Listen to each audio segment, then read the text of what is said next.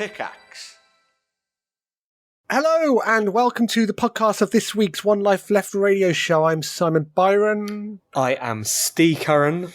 We are joined by Tony Gowland, who's a friend of the show, super special guest. Welcome back, Tony. Oh. Hello. Sorry about that. That's fine. It was good. I enjoyed it. Were you supposed to be doing anything else now? I don't think so. So I think that's all fine.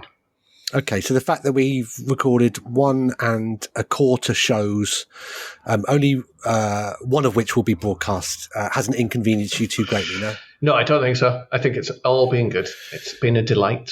Well, it's been a while since we did a show, so apologies for the roughness, but we got through it in the end. Steve, did you have a good time with your pine cone? I did. I genuinely enjoyed the show after that tricky start. Well, I mean, it was fun first 15 minutes, and then it was good 15 minutes. It was tricky next 5 minutes. It could have got us in prison, actually. I do genuinely think some of what we said could have got us thrown in the tower and potentially me in hospital. So I'm, in a sense, I'm glad that everybody's time was wasted. Now, we touched upon something during the letter section that we've never really talked about, and that is where you are blamed for the demise of the Edge forum, Steve. I wondered if you could. I mean, so I have fond memories of that time. I think that's when I started to hang out with you properly, was the first Edge forum meet. I slept on David McCarthy's floor. He didn't have a bed, so he was also sleeping on his floor because he'd spent the money that his parents had given him to buy a bed on like a GameCube, hadn't he, or something like that? Something like that, yeah. I came down for one of the Edge forum meets, and that's when we started hanging out together. And obviously, Edge forum died, and you were the moderator, Steve, and they were aspersions cast during the letter section. Would you like to correct things? I understand why those aspersions were cast. We were all, of course, much younger, and sometimes my behaviour on the internet left something to be desired. However, I would like to clarify that during those times. So the deal was that Edge had a website, which, as far as I understand it, no one really looked at, but it had a forum that everyone who was serious about games on the internet did look at. And we did spend a lot of our time messing around on there, talking, and arguably too much. However, if the Edge forum hadn't been there, we'd be wasting our time doing something else for sure. So it wasn't a problem there. However, Future at the time did regard it as a problem. Now, I would say, in my belief, they made some missteps when it came to their internet policy in the early days, because they were doing quite well, but then they panicked, withdrew, shut down a lot of their sites. And if they had held on a little longer, I think those sites may have become big moneymakers for them. But one of the things they saw as a drain on Future's resources was the Edge forum. I mean, they could clearly see a lot of hits were coming in there, and they weren't clear what they were getting out on it. So actually, the decision to close down the forum came from outside the direct control of the Edge team, and we were just getting shouted at from both sides, from the users of the forum a lot of the time. And from our bosses. And it wasn't long after that, I think, the whole team left for other reasons. But yeah, we had good time. I met some great friends there as well. So yeah, it was good. Were you tempted to go to the Roll meetup? I didn't know about it until I saw that, and it would have been fun, wouldn't it? I would have only gone along if you or David had come with me, because I think we would have had a really, really good time. Otherwise, it's hard to gauge how much people would have wanted to see me. Naughty Steve. Somebody from the Roll forum got elected onto the to one of the councils last week. Oh wow! How far we've all come. How far we've indeed. Tony, anything you need to elaborate on or correct from the show we've just recorded? I don't think so. We got all of the stuff in about the king, right? We definitely got the stuff in about the king. And if we don't, if for any reason that's missing, there'll be another coronation along shortly, won't there? Yeah, it's 20 years at tops, isn't it? Is it? That sounded threatening. That's the rumour that I'm hearing on the streets of Edinburgh. Okay. People were arrested for less yesterday, Tony. It's true. Good. Well, listen, we muddled through it twice. You only need to hear it once. But thank you for downloading. Here's the show.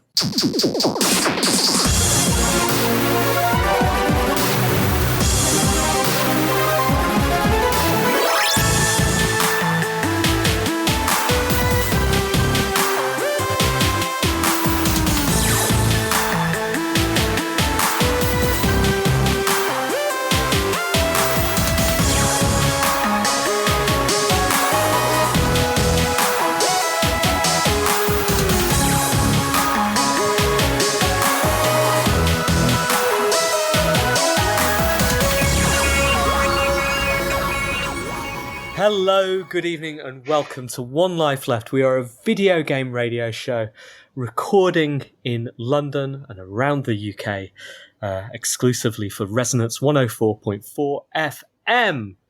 My name is Steve Curran. Hi, I'm Simon Byron. How are you, Simon? I'm very well, Steve. How are you? I'm okay. I'm just getting this weird deja vu thing happening. We've got to own this, haven't we? Do we have to own this? Someone's got to own this. I will be honest with you. I was viewing recording this night's show as an inconvenience today. It did prevent me from doing more of what I wanted to do today. And now this is the second time that we've recorded it. So, do you remember that joke I did about the king and the queen, and we talked about your body? We did. And we made a joke about Tony, our super special guest is coming up later. And all that spontaneity. In the tower and all of that. And it's like, guys, how do they keep doing this? How do they keep coming up with this stuff off the cuff? We have a rule, and we've had this rule at One Life Left since basically the very beginning, since we started doing the show. Maybe shortly after that, because what we learnt was if we prep too much, if we go through what we're going to talk about, it loses some of that spontaneity, doesn't it, Simon? Sometimes loses some of that charm. And so we don't do any prep, barely any prep. You might think prior to recording that I sit down and think about the number of jokes I can make about you with your top off, and I edit and refine them and make them as tight as can be. But oh no, they come off the cuff. So, we had plenty of that spontaneity all going until quarter of an hour in. Our producer, Phil, pointed out we hadn't hit the record button. And so it's all lost. And now we're going to find out whether preparation over the last 16 years would have been good or not, because here we are. What were the highlights of the intro that no one will hear for you, Steve? Well, I talked about how I'd spent the day at a South London, what amounted to a village fete, to celebrate the coronation, and that I had been interviewed by an Italian TV crew who had asked me whether this truly represented Britain, and I'd been stuck for an answer. You replied, well, it depended what they were looking at, because I'd made some quite unkind I'd made some quite unkind inferences about South London, which, now I'm thinking about it, I'm glad won't be aired. Actually, if they wanted to know what Britain was like, they should be listening to the show as we tried to record it now and realise that the whole thing is creaking and broken. and no matter what you stage for the world to look at, behind the scenes, people that have been recording a radio show for 100 years can't record a radio show anymore. Unbelievable. Literally the one job I had to hit the record button. But after that answer, we handed over to our super special guest this week, Tony, didn't we? It's Tony Gowland. Tony, welcome again to One Life Left. Hello. Hello. It's lovely to be back again. You're on the media round at the moment. Have you done any podcasts recently?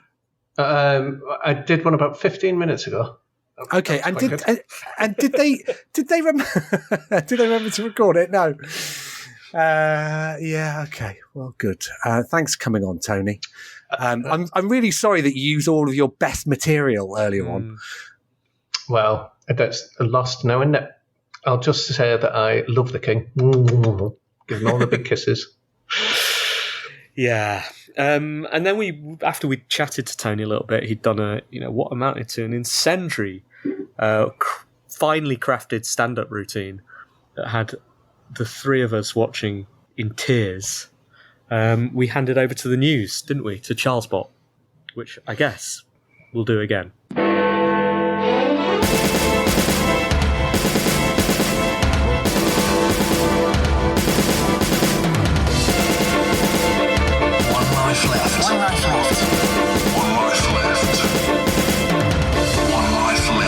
Video game news with me, Charles Bot 1.0. Microsoft's head of gaming, Phil Spencer, has claimed that the company needs to focus on the wider gaming market if it's to be successful in the console war. Previously, the company focused on building great console titles. However, Spencer clarified that this was not a reliable way to overtake the top two players. Spencer added that the continuity of games across generations is strong, and no game, not even the highly anticipated Starfield, would be able to shift the console share in a dramatic way. Xbox has chosen to pursue a different strategy focused on developers and gamers being able to play their games on any screen. To make sure their console experience is awesome, Xbox will continue to stay focused on the core of their brand. It seems ago, Xbox tried to take out Sony and Nintendo with the exclusive for knack, and that was a huge knack down. I mean, that is funny the second time around as well. Well, I was going to say it's the third time I've heard it, and still I don't understand what the heck is going on with that news piece, which was taken from videogameschronicle.com, as they all are this week. Thank you to those guys. And we asked Charles Bot 2.0 to précis some of the news that Phil Spencer has been going around saying this week in response to Redfall, which launched last week, and lots of people didn't like it. So the news story, broadly, as I've read it on other sites, is that Phil Spencer is standing up and saying the Xbox or Microsoft have lost this round of the console wars. He's standing up and saying it's over. We made some bad moves, and some of those are my fault. But the conspiracy theory is that the reason he's doing that is to do with the Activision merger, the Activision Blizzard merger, and saying, look, poor us, we're losing. Things are going terribly for us. If only we had a few more Microsoft exclusives. If only we had Activision. But unfortunately, it's not allowed unless someone changes their mind about this. Right.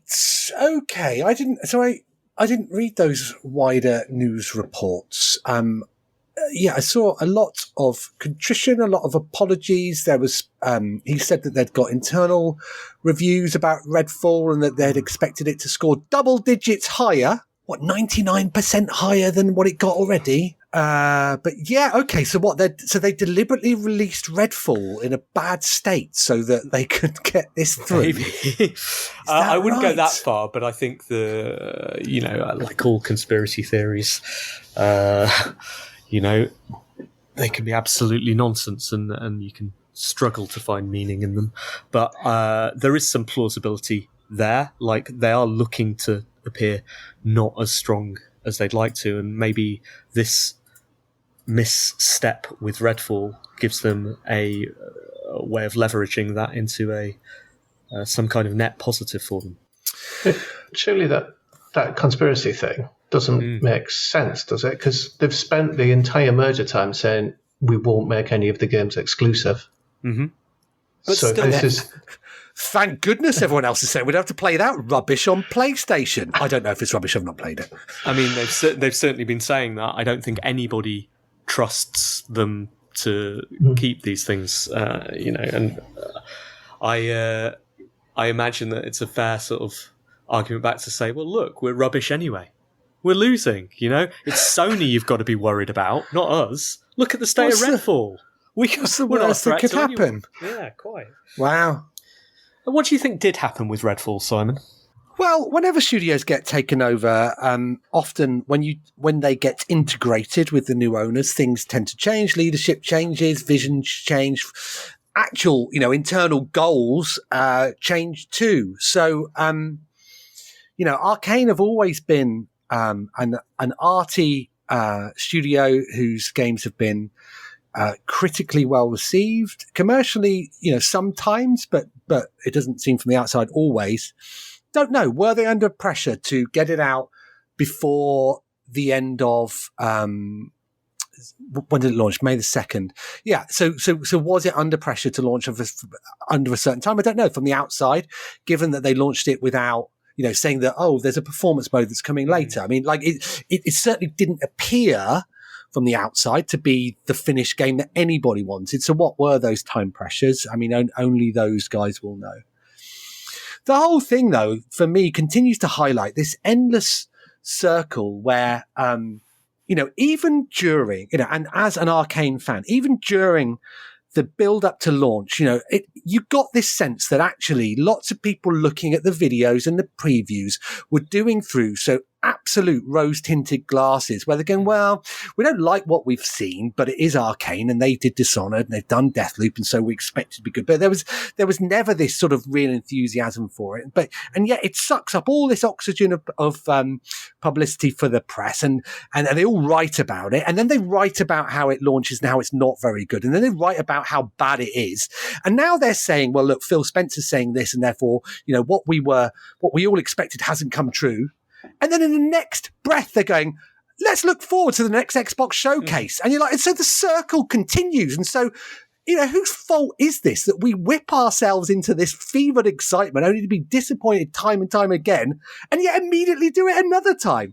Now, again, Starfield's from a different studio. It's, and I'm not suggesting that Starfield will be bad like Redfall was, but it's like, guys, can't we learn from what we've just done? Like, we're all pretending at the moment. I don't know. It annoyed. I, as someone who has this week struggled to get some press for a game I'm working on, which is very good, and just to see them write about the same things over and over and over again, I'm like, come on, guys.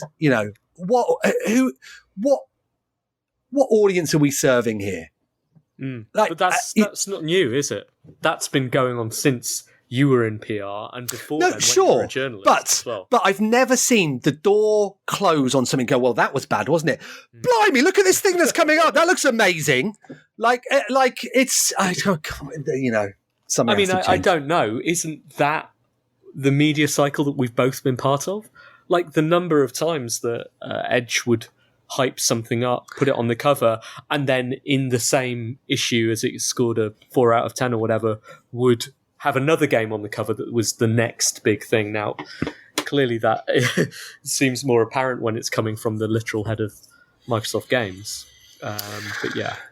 Yeah, but look, so the irony is, as an Arcane fan, I've not even been bothered to download Redfall, but I'm really excited about Starfield. I know maybe I'm the problem.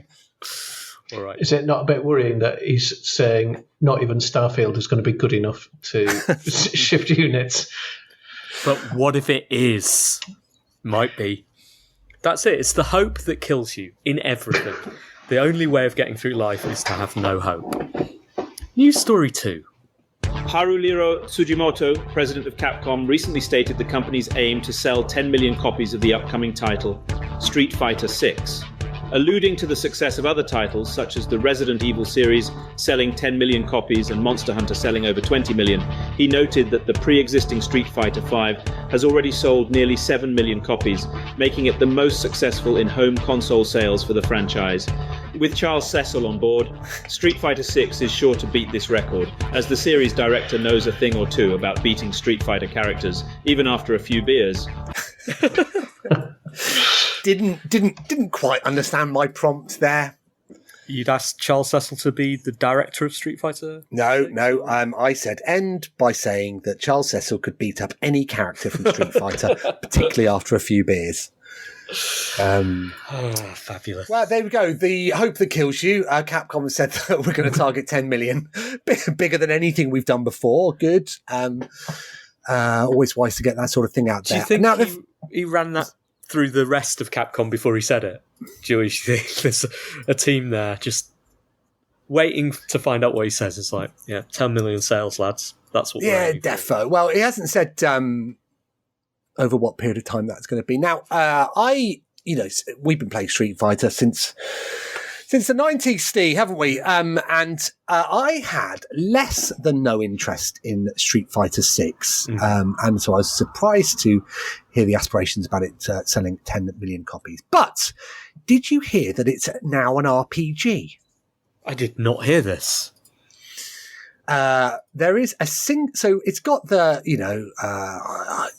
very fast, hyper-reactive multiplayer modes that, all the cool kids in the Trocadero will play with each other. But the single-player mode, which is the mode that I would play, apparently is Yakuza Light. And it involves you grinding Street Fighter characters within a large open-world RPG.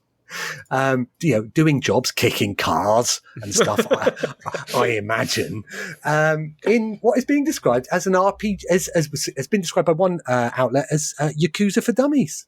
Okay, I am a dummy.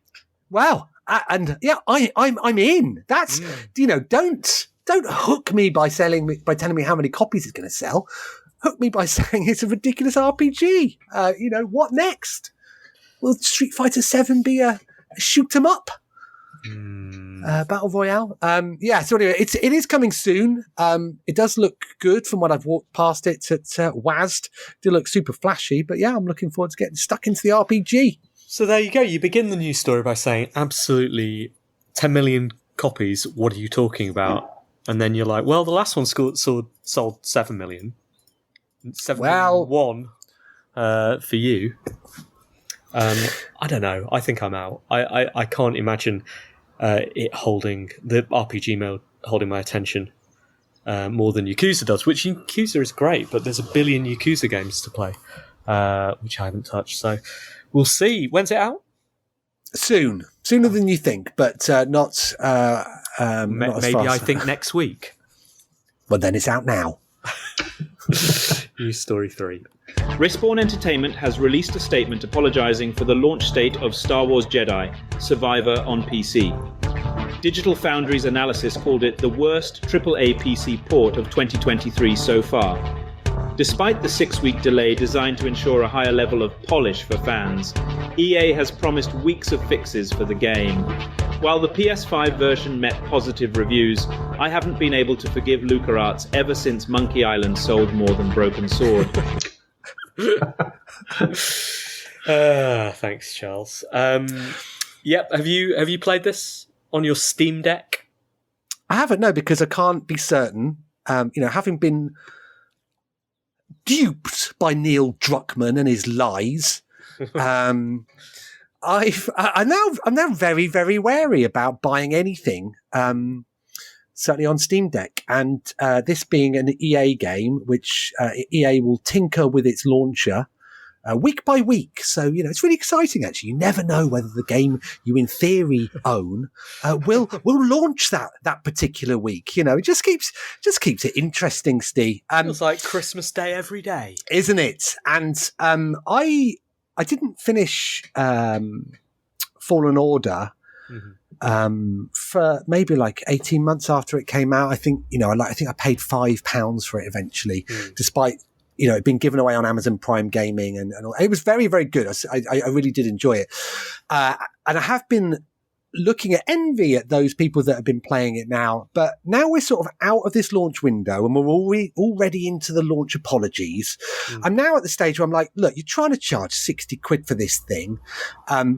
I'll probably just wait until you give it away on Prime Gaming again. So that's when I'll play it. Plus, we are entering what is known as the Zelda window now, aren't we? We're 1 week away from launch of the new Zelda game, and life is short. You don't have time to play several of these big games at once, and by the time the Zelda window is over, you'll probably be on discount, won't it? So. It's super cheap, yeah. I'm a bit worried. About this year's Zelda window. It's very different to the last one, where it launched with new hardware, so we were all excited by that. What was this brand new thing that we've got to play? I was also working in London, and so I had a 40-minute commute on the fast train. I started getting the slow train into work to play Zelda, and I have a commute from the house to the shed these days. So I don't know when I'm going to be able to fit it all in. But yeah, no, you are absolutely right. I've been deliberately starting smaller games at the moment because Zelda arrives on Friday. I'm struggling with a similar question at the moment. I saw that Nintendo had snuck Advance Wars out onto the store. I don't know how long ago that appeared, but I noticed it's out now. The Advance Wars 1 and 2. Is it called? What's it called? Is it Reboot or something? Yeah, something like that. And I really want it. Like, nothing makes me happier than playing Advance Wars, but that game sucks up time, and I know that Zelda's imminent, and I'm not going to have time to play both. So, again, just kicking it back for now. Are you looking forward to Zelda, Tony? No, not really. Just do you like anything in? I like the king. All the videos seem to focus on like building stuff, and I just can't. I'm a bit worried about that. I'm a bit worried about that side of things. Oh, you can fuse X with Y. I don't want to really. Yeah. Yeah, it's a bit Little Big Planet, isn't it? Like, right. I want to watch videos where like the really creative, cool people have spent ages building like some incredible flying tank thing. But I don't think that I've got I can be bothered to put that effort into it. 7 out of 10. Karl Urban is reportedly in final talks to join the cast of the next Mortal Kombat movie, Mortal Kombat 2. While best known for his role as Billy Butcher in The Boys, Urban has also played Scourge the Executioner in Thor, Ragnarok and Leonard McCoy in the Star Trek movie reboot series. The sequel to the successful 2021 film will be directed by Simon McQuoid with a screenplay by Jeremy Slater. Unfortunately for WWE star Mike "The Miz" Mizanin, who fans were hoping to get the role, it seems Urban has grabbed the coveted spot. It will be interesting to see what his take on Johnny Cage will be, as I personally had to watch The Boys late at night because it was too sexy to watch in front of my wife. Charles, it's true. It's true though. He's so right. It was a very sexy show, Steve. Did you watch it? I watched The Boys Series 1, which that was enough great. sexy. Enough sexy for you. Really good. And then I read the comics, which I thought were atrocious and embarrassing, and then watched the sort of first couple of episodes of season 2. But I just all the momentum had gone out of it for me. I couldn't watch it anymore. Yeah, it's a bit like The Walking Dead in that sense, isn't it? That the TV show was better than the source material. And I don't know The Boys graphic novel enough to know exactly what happened, but I believe that the TV show is completely different to what goes on in the. Yeah, they've changed loads of it. Did they? Season 3 is brilliant. So did you read the novels and watch the TV shows, Tony? I read the comics. They're comics. Let's call them comics. Yeah. Okay. I read them quite a while ago, and they are I call it pornography, Tony. You're not wrong, Simon. Do you know the Boys graphic novels? There was an issue that you couldn't buy on Amazon because it was too saucy or something. So you had to download it in a different way. Charles had to buy an entirely new computer just to watch, just to get that on there. Yeah, it's good. I mean, I enjoyed it. Dexter recommended it to me, my 14-year-old son, who presumably started watching it when he was 12. And, there were moments in it, should he be watching this? I mean, maybe, I've got parental responsibility, but I don't have parental responsibility on the apps that he's currently using, do I? So that's not my fault if he can log in as me. If he can log in as Charles. Karl Urban was also Dredd, wasn't he? In the Judge Dredd film, the good Judge Dredd film. So I have a lot of time for him because I thought that was fantastic. Haven't seen the Mortal Kombat movie, have you? Of course not. Tony, did they show it in Scotland? I don't think so. There's been loads of Mortal Kombat movies, haven't there? I don't know. You're the expert. Yeah, exactly. You're the deviant here, Tony. There was one that had Christopher Lloyd. Was it Christopher Lloyd in it? There was one ages. Let's say yes. Yeah. Tell us It's more. the lightning fella with the big hat. Uh-huh. I know loads about Mortal Kombat. What did he do in that movie? Who was he playing? Did he pull someone's spine out? The The lightning fella with the big hat. Raiden. Yeah. Ooh, Steve's just raised the stakes. Yeah, that's as much as I know. Okay, so you're the expert here then. How do you feel about this news? Yeah, fine. Middle of the road. I'm sure it'll be good. Karl Urban is good, isn't he? Nice guy. Great. Thanks for that commentary. And Simon, thanks for picking out those news stories. And Charles Bott, thanks for the news. One Life Left video game news with Me, Charles Bott 1.0.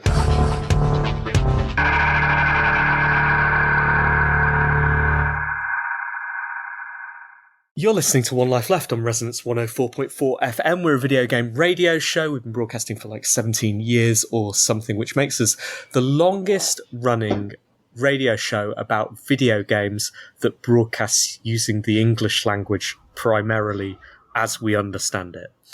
And if you know different, please write to us. You can do that at team@onelifeleft.com. Or you can just drop a note on the Discord. You can find the Discord address at hello.mario.ke, or you can find it in the show notes, which you'll find at www.onelifeleft.com. Oh, I said hello.mario.ke, didn't I? That's the karaoke one. hello.onelifeleft.com, sorry. I remember when we used to be your priority, Steve. You are my priority, Simon. Really? My priority. It's just clearly...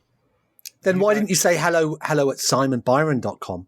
I don't have access to your domain and haven't set that up yet, but you pass over those DNS details, Simon, and I will put something special on hello.simonbyron. Do you have that?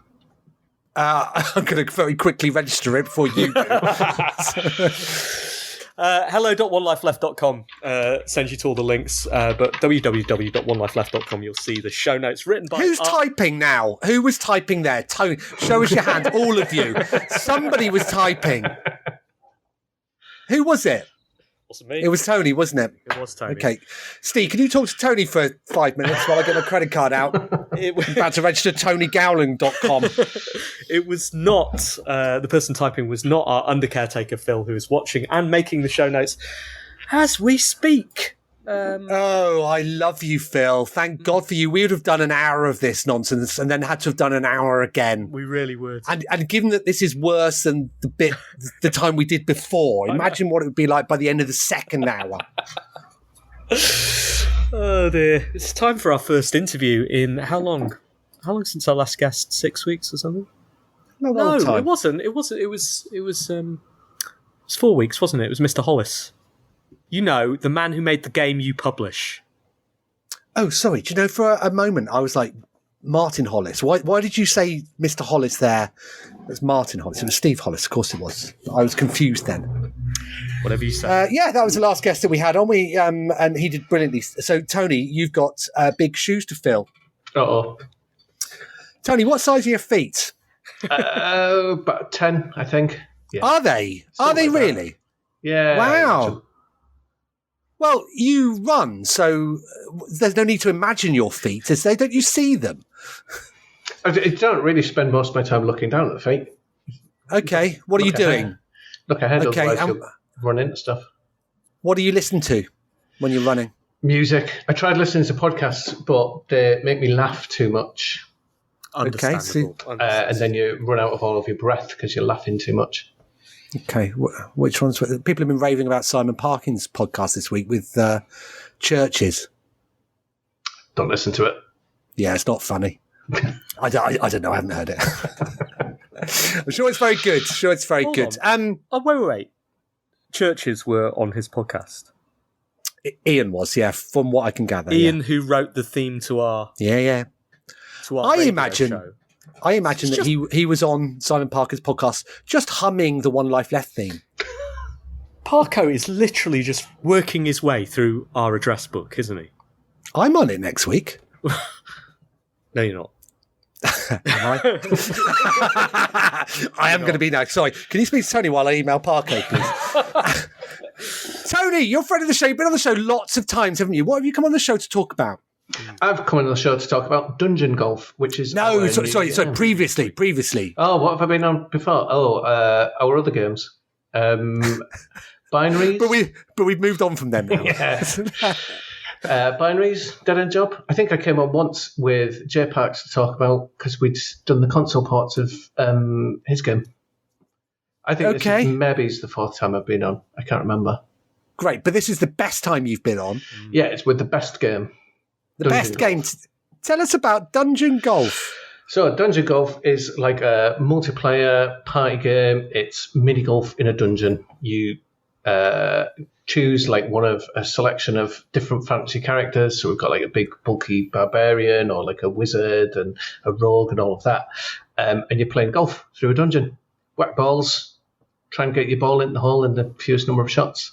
There's monsters. So if you hit your ball into a monster, then you get like a shot back. But if a monster hits you, then you lose a shot. And you've all got special powers, so you can mess around with the other players, or like you can hit your ball into their ball and knock them off the course and all of that kind of stuff. It's good. 7 out of 10. Where did the idea come from? So it's something we've been kind of noodling around with for ages. A very long time ago, I was playing mini golf with my family. So I have a couple of young kids, and they were younger then. And I have a couple of old parents who weren't quite so old then. But we were playing mini golf on a family holiday, and I was there. Like there was also like my teenage nephews and nieces, and it's really struck me that it's like one of these things where mini golf is something where it's like you've got 5-year-olds can play it, 70-something-year-olds can play it. Everyone in between can play it. Everyone kind of understands the basic idea of like you're using a stick to whack your ball into the hole in the shortest number of shots. And it's like there's skill involved, but not so much skill that like one person just completely runs away with it. Like there's always a chance of people having like a really bad hole and that kind of thing. And it's so it was kind of floated a lot of ideas around of like what can we do with this, and like how can we like what can we do with mini golf basically. And we started off like the original versions of Dungeon Golf were a lot more roguelitey, kind of like RPG-ish kind of stuff. And there was we fiddled around with them for quite a few goes at that, but we never quite managed to nail it. I think one of the main things was if you hit your ball into an enemy, your ball would always end up knocked back, kind of back towards you, which always just felt not right. But then, about a year and a half ago now, we kind of went back to the whole idea, reworked it all as like it is kind of pure golf, but with all of like the dungeon trappings and all of that kind of stuff. And like figured out like how to fit all of the sort of stuff that you expect in a dungeon into like this whole kind of world. And then we dressed the whole thing up as like a televised sport as well. So we've got like commentators of like ex-players that kind of pop up in the corner of the screen and tell you if you've done rubbish or make bad jokes if you've done quite well, and that kind of thing. And it's all like it's got the kind of showy presentation of like it doesn't have the presentation of televised golf because that's boring. It's like we looked at a lot of stuff and realized almost like the further away something gets from being a sport, the more exciting the presentation is. So we kind of went right down that end of let's just try and make it so it's very very showy, and it's good. So you've been running a playtest recently. How am I right in thinking that this is the first game that you as a studio have done that is that's been being made sort of not necessarily sort of completely open dev, but where you've been letting people access to things early? How's that been? Yeah, so like our previous games, we'd gone the more traditional route of make a game, sell a game, that kind of thing.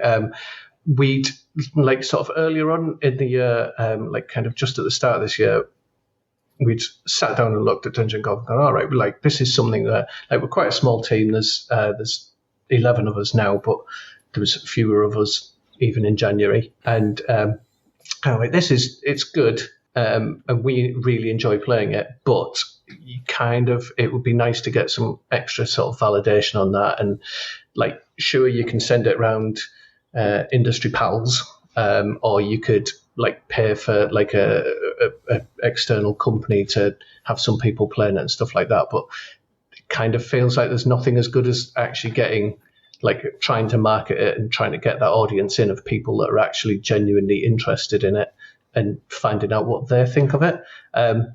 So yeah, we decided to go like early access, but before early access, doing like a public playtest. So we launched the playtest 2 weeks ago now, I think, on Steam. So if you go on Steam and look for Dungeon Golf, there's a playtest there that you can download.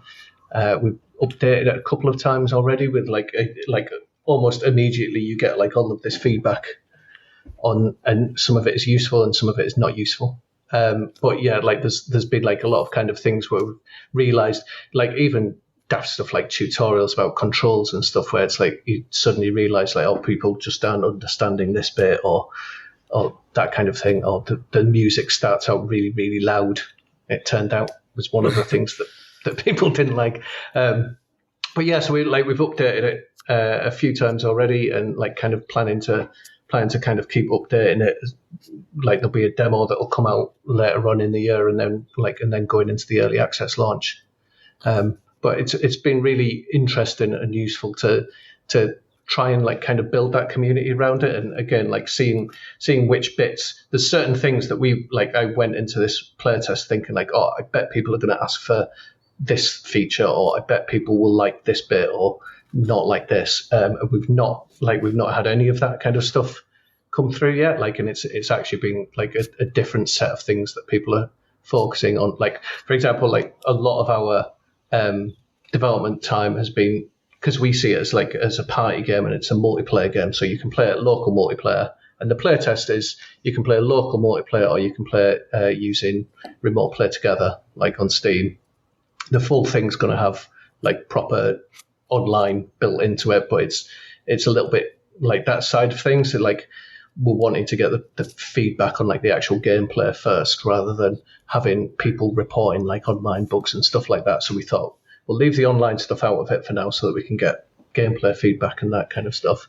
But because we've been playing it a lot of multiplayer, and it's like we sit down as a team and play it, we'd not really tested like the CPU players quite so much, whereas it turns out that a lot of people are playing it with the CPU players. So that's been quite eye-opening of like, oh, actually we need to make the computer players so that they're a lot better than they actually are.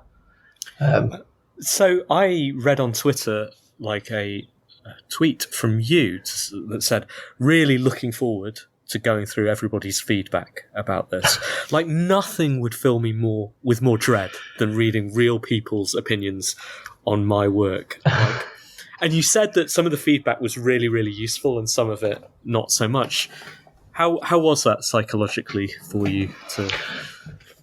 Yeah, it's not that bad. I mean, there's certainly been some of the comments that you see are a bit bruising, but I think in general, people that are willing to kind of spend the time downloading and playing this like a something that is early and then writing up feedback on it, you've kind of got to take that in, like really appreciate that it's like they're actually putting the time into that and helping. And I'll be honest, like the even like the not so helpful comments that we've had, like there's been some of the comments where it's like people have said like, oh, it would be better if it had full online rather than just remote play together. And to us, that's like, well, that's not a super helpful comment, because that is something that is coming, and maybe we've not messaged that properly in our kind of like marketing of it and stuff like that. But that's kind of fine. And then yeah, like so some of the comments where people have been like, oh, I particularly like this character, and then you drill into that a little bit more, and it turns out that they just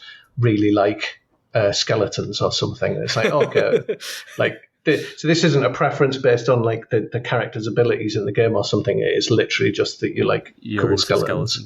Yeah, which is, I don't know, I didn't realize it was a thing, but it's a thing. So yeah, like that's been just really again, like really interesting in terms of the range of stuff that you get, and yeah, like I said, there's been certain things where like it's made us think about the single player a little bit more, and like how we can make the CPU players be competitive without absolutely annihilating you and all of that kind of stuff. So yeah, it has been interesting. And also we've got community manager, so if it ever gets a bit too much, I'll just ask her to read all of the comments and just filter everything through her. But at the moment it's been like I said, there's been nothing absolutely heartbreaking, which has been nice. So what's the plan here on out then? So we, like I said, so we've got the playtest. Steam have got like a sports fest coming up. Then there's Next Fest. So many fests on Steam. We've spent 7 years kind of doing other people's like console ports and stuff like that, and really learning console publishing. And now we've had to learn a lot of Steam stuff again. But yeah, so we've got Next Fest, and then hopefully we're going to have the early access launch kind of August, September kind of time. Again, like we'd kind of planned. It really depended on like what the feedback was. Like if we'd gotten some absolutely disastrous feedback, it's like, oh no, it turns out that everyone plays it, absolutely hates it, and like this is terrible, and we really need to go back to the drawing board. Obviously, we would have shifted those plans back a bit, but yeah, thankfully it hasn't been like that at all. So yeah, hopefully early access kind of later in the year. We wanted to do early access kind of, again, like do it properly, listening to people, seeing what features we add will be based on kind of what sort of things people are engaging with and that sort of thing. And then, yeah, probably consoles, maybe about a year after that or something. Who knows? Who knows? Good stuff. Well, thanks, Tony. How can people keep up with development and follow it? So the easiest way is if you go on Steam, if you look for Dungeon Golf on Steam, or go to dungeongolf.com, which will link you to our Steam page.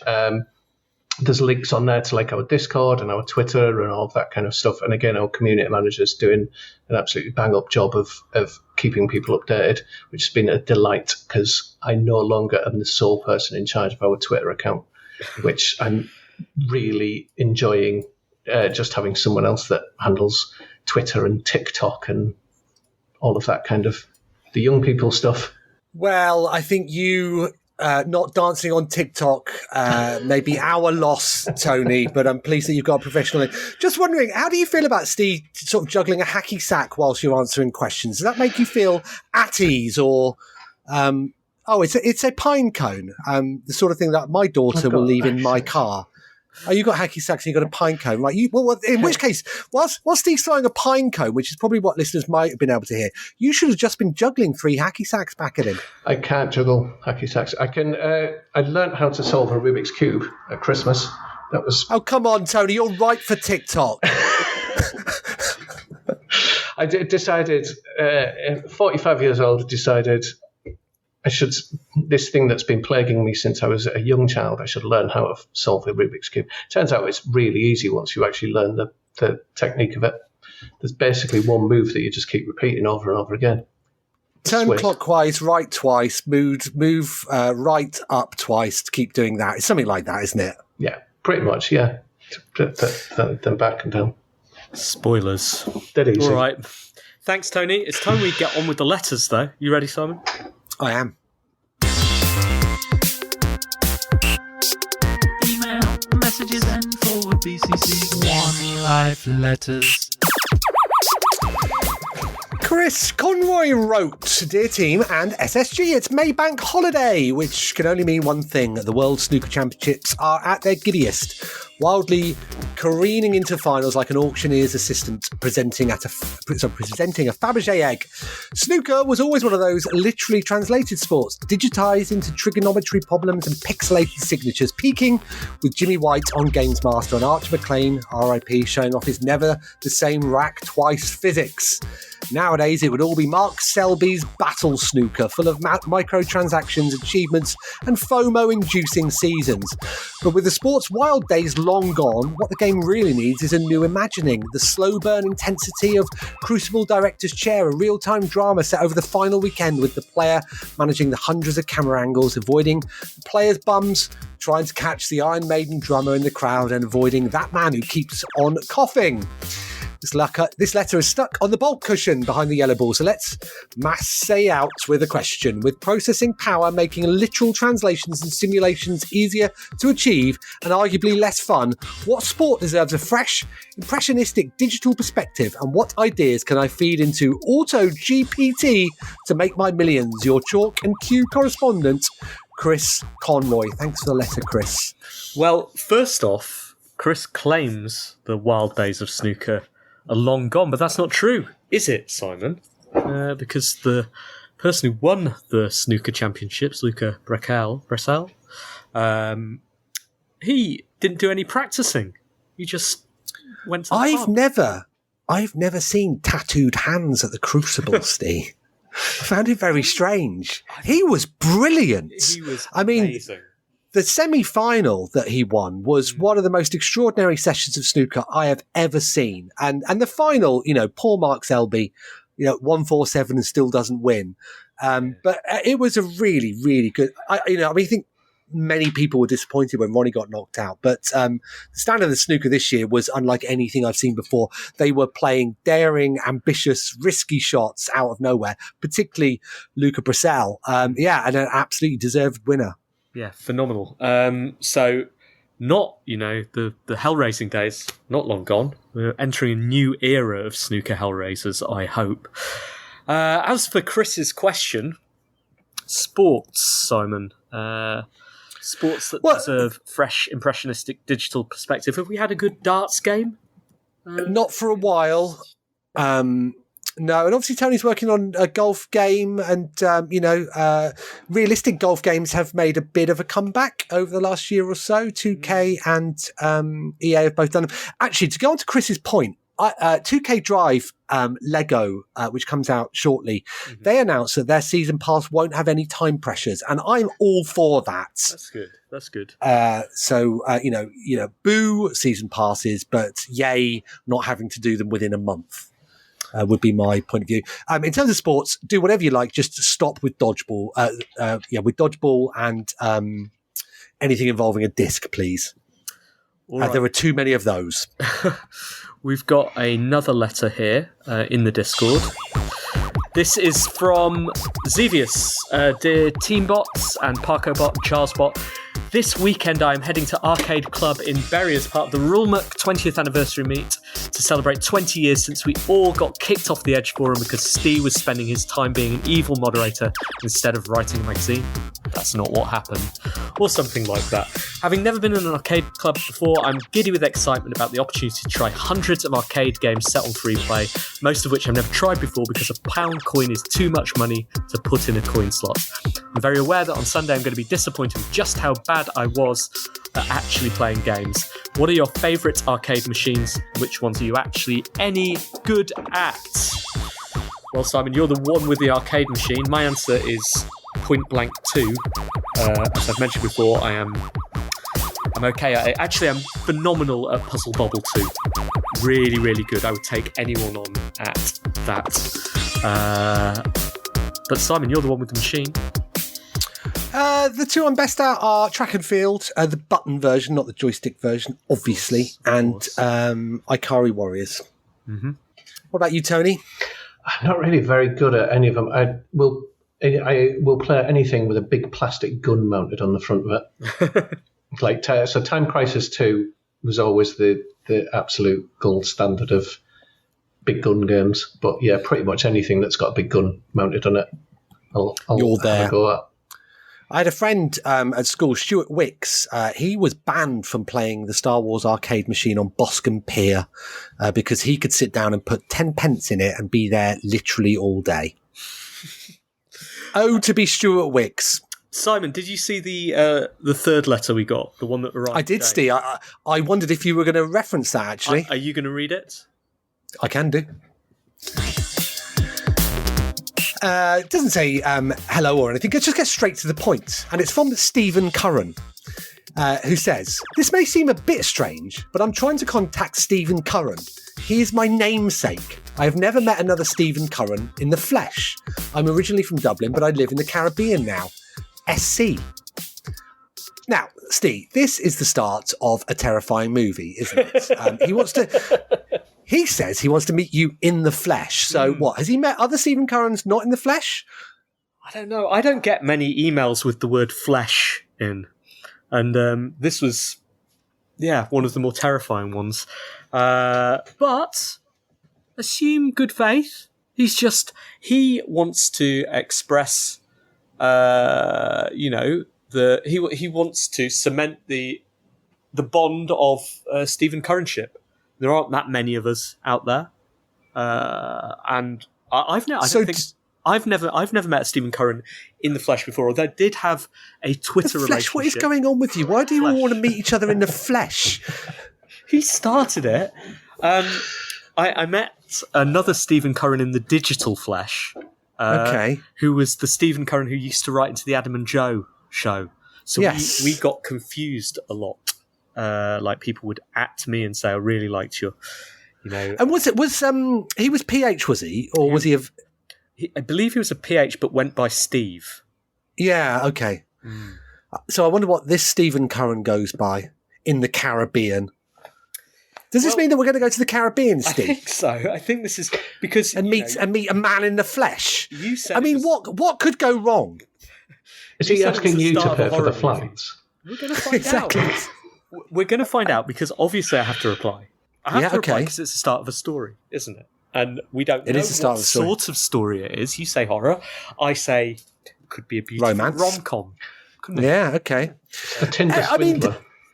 Do they make films where namesakes get off with themselves? That'd be weird, wouldn't it?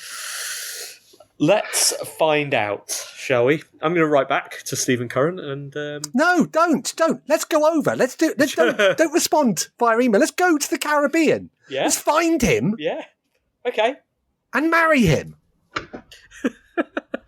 In the flesh. In the flesh. Let's get married in the flesh to Stephen Curran.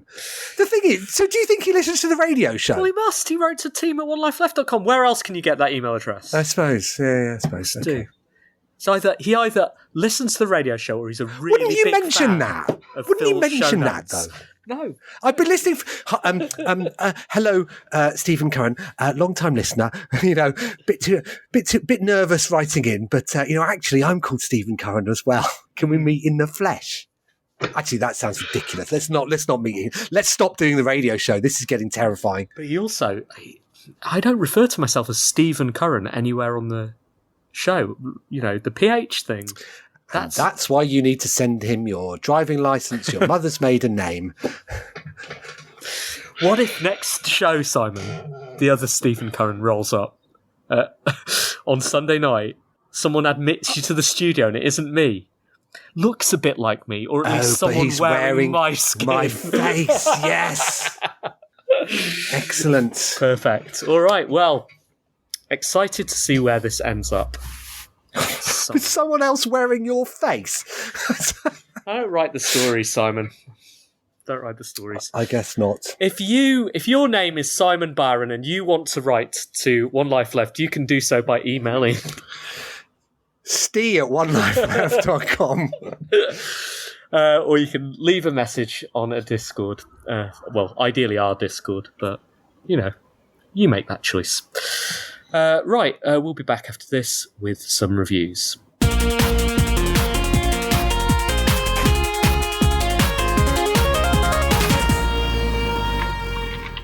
Simon, I said I'd talk about Reboot. Reboot is the reason that I've been throwing a pine cone around. This pine cone came from Reboot. Reboot was a conference I went to a couple of weeks ago. It's absolutely tremendous. Happens in Croatia every year. And I did a lot. I hosted the intro. I did my talk. I interviewed Charles Cecil on stage using CharlesBot and got CharlesBot to ask Charles questions about his life, most of which were made up. Then I closed out the closed out the conference and did the awards. And then I did karaoke, which was tremendous as well. It was a brilliant time. Heartily recommend Reboot to everybody. Simon, you should come out next year. We should do the show from there, even though that has been a regrettable decision in the past. They don't know that, so we should do it. And I'll be going out there with the other Steve and Curran, actually. let's see what happens. Yeah, it was tremendous. So yeah, thanks to Reboot, and we'll be out in Canada in November. Maybe you and your friends. Who knows? Right, time for the reviews. Simon, we have about 4 minutes left, so you're going to have to be quick. Choose a game and review it. I finished Resident Evil 2 Remake Steve this week, a game which I originally promoted the first game back on the PlayStation many years ago, never finished. The remake is modernised controls, modernised graphics, does other bits with bobs with the game. Thoroughly enjoying it until I got to what was the last section, and I had about 2 handgun bullets left and 3 shotgun bullets left. And I'm like, oh God, I'm not going to be able to finish this, am I? So, and I was already playing it on assisted, which is the easiest level. And so I was at the end, what I assume was going to be the end of the game. I paid £1.99 to unlock an infinite ammo weapon, Steve, so that I could nail gun my way through an easy version of a game I promoted 100 years ago. Thoroughly enjoyed it, 7 out of 10.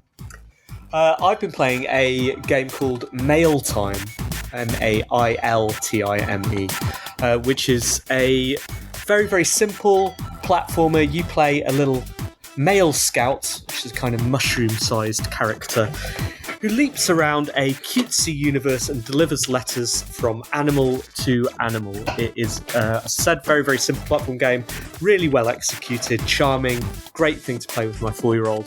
Get her to read out what her character Alice is saying. I do have one minor complaint.